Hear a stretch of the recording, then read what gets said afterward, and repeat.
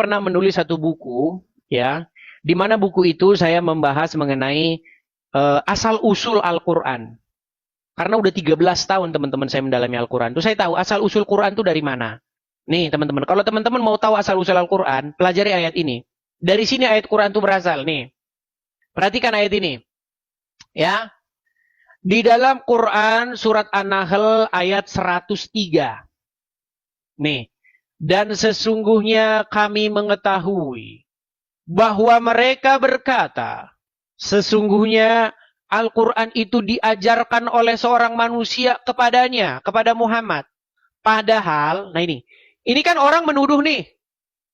Ya, orang menuduh bahwa seseorang telah mengajari Muhammad Al-Quran. Dijawab oleh Al-Quran. Padahal bahasa orang yang mereka tuduhkan bahwa Muhammad belajar kepadanya adalah bahasa ajam. Sedangkan Al-Quran adalah dalam bahasa Arab yang terang.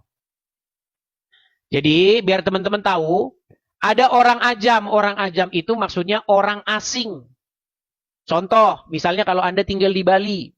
Ketika Anda lihat ada orang Australia di situ, ada orang mana lagi? Ada orang Selandia Baru, ada orang Malaysia, ada orang mana lagi? Thailand, itu namanya orang ajam. Orang ajam itu orang asing, pendatang. Yang dimana bahasa mereka itu nggak selancar bahasa asli penduduk situ. Contoh, ya kan?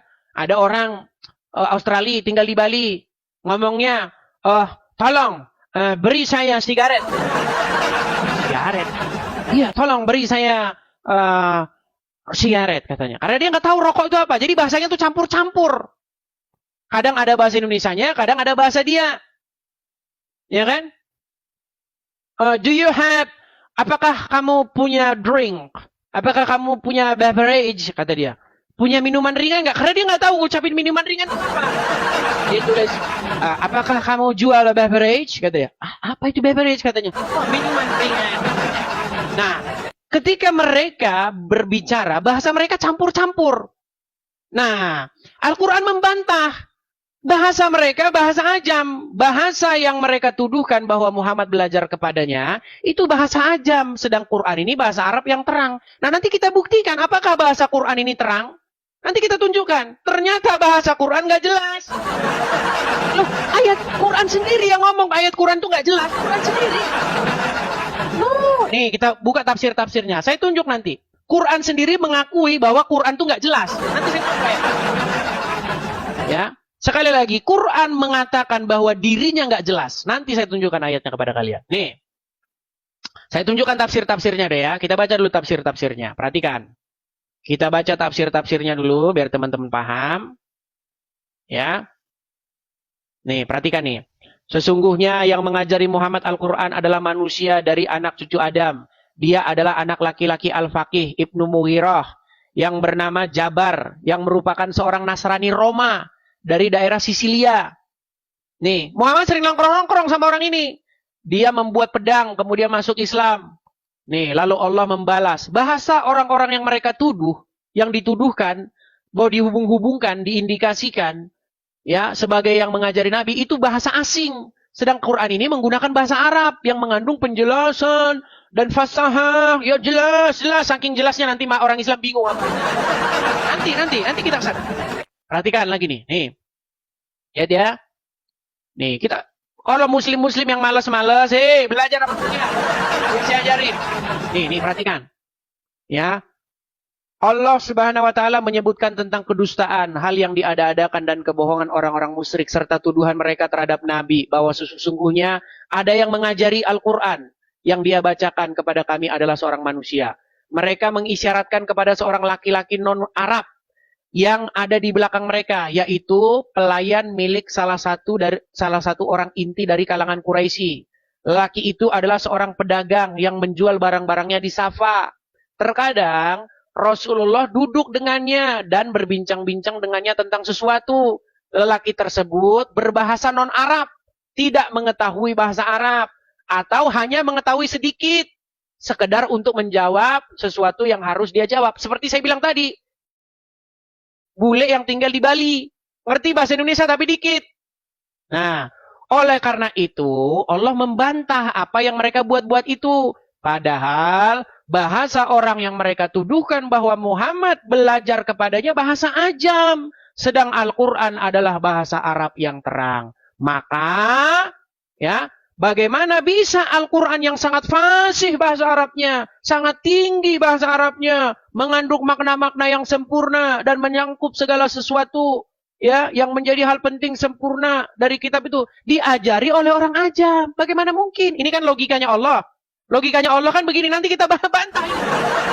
Logikanya Allah ini akan kita bantah dengan mudah. Nah, gimana cara bantahnya? Nih, saya tunjukin ayatnya. Enggak, jangan kaget ya. Jangan kaget. Nih, di dalam Quran surat Ali Imran ayat yang ke-7, Quran sendiri bilang Quran gak jelas. Perhatikan. Perhatikan ayatnya. Pegangan pakai sabuk ya. Kencangkan sabuk pengamanmu. Perhatikan. Dialah yang menurunkan Alkitab, Al-Quran kepada kamu. Di antara isinya ada ayat-ayat yang muhkamat. Apa itu muhkamat? Jelas. Itulah pokok-pokok isi Al-Quran. Dan yang lain mutasyabihat. Tahu nggak mutasyabihat ini apa? Ini nggak diterjemahin ini. Mutasyabihat ini artinya kagak jelas. Arti dari mutasyabihat ini samar, nggak jelas.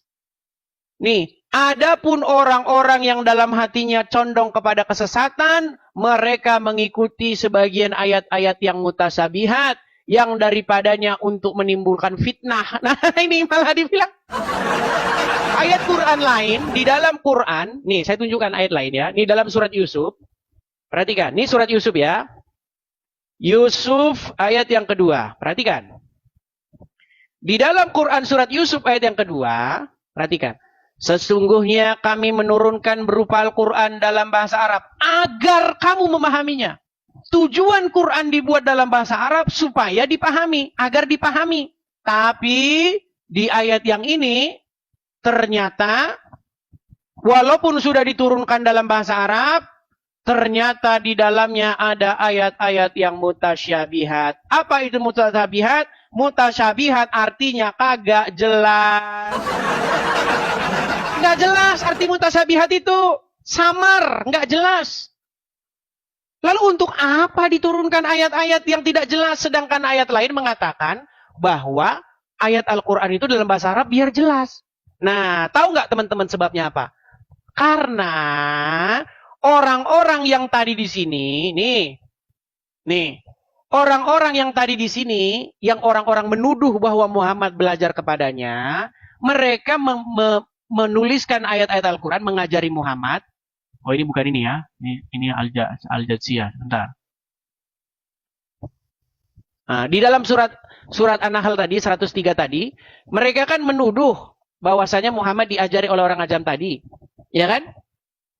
Nah, akhirnya Quran membuat jawaban seperti ini. Karena terdapat ayat-ayat dalam Al-Quran ternyata terdapat bahasa ajam, bahasa-bahasa yang nggak jelas. Dibilang di dalamnya ada ayat-ayat yang tidak jelas, mutasyabihat. Adapun orang-orang yang hatinya condong kepada kesesatan, mereka mengikuti sebagian ayat-ayat yang mutasyabihat. Padahal tidak seseorang yang mengetahui takwilnya, melainkan Allah. Gak ada orang yang ngerti takwilnya. Oh, saya kasih contoh. Ayat-ayat yang tidak diketahui. Nih, saya kasih contoh lagi. Saya kasih sebanyak-banyaknya kalian contoh nih. Di dalam Quran surat Al-Kahfi ayat yang ke-9. Perhatikan. Di dalam surat Al-Kahfi ayat yang ke-9. Perhatikan ini. Ini ayat-ayat mutasyabihat nih. Hasibta ya. Hasibta. Ana ashabul kahfi. Perhatikan nih, ashabul kahfi waraqimi. Perhatikan kata-kata waraqimi di sini. Perhatikan ya. Nih, saya perbesar nih. Apa ini raqim ini? Coba. Nih, perhatikan kata raqim ini. Waraqimi ini, saya bold ini. Baru sebentar ya. Nih, waraqimi ini. Ini sampai kalian botak kepala kalian nyari ini. Ini nggak bakal ketemu ini artinya. Warokim, apa rokim ini? Ah, nih, perhatikan. Di dalam terjemahannya nih. Atau kamu mengira bahwa orang-orang yang mendiami gua dan yang mempunyai rokim itu, mereka termasuk tanda-tanda kekuasaan kami yang mengherankan. Apa rokim ini? Sampai kiamat kalian gak bakal ketemu artinya. Lalu seperti biasa, mulailah orang Islam mengarang. Mulai mengarang. Apa karangan-karangan mereka? Perhatikan. Ada yang bilang, rokim itu artinya adalah batu pualam yang tertulis. Ada yang bilang, rokim itu hanya apa? Misalnya, adalah gua. Ada yang bilang, rokim itu nama anjing. Ada yang bilang, macam-macam. Ya, macam-macam. Apa arti rokim itu apa? Nih, apa arti rokim? Banyak ini. Nanti kalian akan melihat segudang tafsir apa itu rokim. Ada yang bilang lembah lah, ada yang bilang batu bertulis lah, ada yang bilang prasasti lah, ada yang bilang nama anjing lah, ada yang bilang ini. Masalahnya metode apa yang dipakai bahwa rokim itu batu bertulis? Metode apa yang dipakai bahwa rokim itu nama anjing? Apa rokim itu? Makanya nggak diterjemahin kan? Coba baca tafsir-tafsirnya apa rokim itu? Nih, Mujahid berkata, Ar-Rokim adalah nama kitab. Sekarang nama kitab. Yang diletakkan di depan bangunan. Sebagian ulama berkata, Rokim adalah lembah. Aduh, lah nyasar ke lembah. Ya kan? Abu Tolhah meriwayatkan dari Ibnu bahwa Ar-Rokim adalah sebuah catatan. Waduh, sebuah catatan. Prasasti. Apalagi banyak nih. Ya, Abdurrahman bin Zaid bin Aslam berkata, Ar-Rokim adalah kitab. Nih, banyak nih. Nih. Bahwa Ar-Rokim mengikuti wazan fa'il yang maknanya adalah tertulis. Sebagian mana dikatakan, nih, banyak nih. Ada yang bilang nama anjing, ada yang bilang banyak sekali arti-arti Rokim nih. Nah, kita contoh, ya. Kita kasih contoh misalnya kitab. Oke ya, kita kitab nih. Kitab ya. Atau kamu mengira bahwa orang-orang yang mendiami gua dan kitab itu, orang mendiami gua dan kitab. Atau kamu mengira bahwa orang-orang yang mendiami gua dan batu bertulis. Batu bertulis? Atau nama anjing. Atau kamu mengira bahwa orang-orang yang mendiami gua dan nama anjing. Maksudnya gimana? Nah, makanya teman-teman, di dalam Quran, surat Ali Imran, Quran itu bikin jawaban simpel aja. Di dalamnya terdapat ayat-ayat yang mutasabihat, yang tidak seorang pun mengerti takwilnya. Loh, masa Quran ngomentarin dirinya sendiri?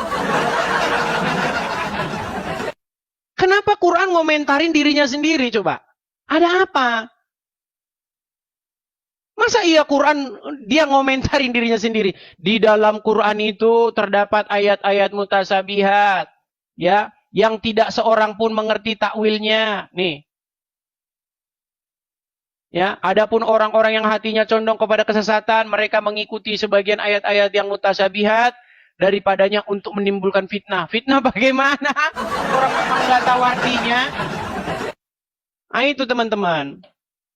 Jadi itu pokok-pokok bahasan yang agak sedikit dalam ya. Kalau orang Islam yang kelas unyu-unyu ya nggak usah lah, nggak sampai ilmu. Kita kalau debat sama orang Islam bahas jumlah Tuhan aja. Jumlah Tuhan satu masuk surga gitu. Saya sebenarnya mau bahas hal-hal yang agak sedikit dalam, yang agak sedikit ilmiah, akademi seperti itu. Tapi masalahnya lawan diskusi saya kagak ada yang mengerti, yang paham seperti itu.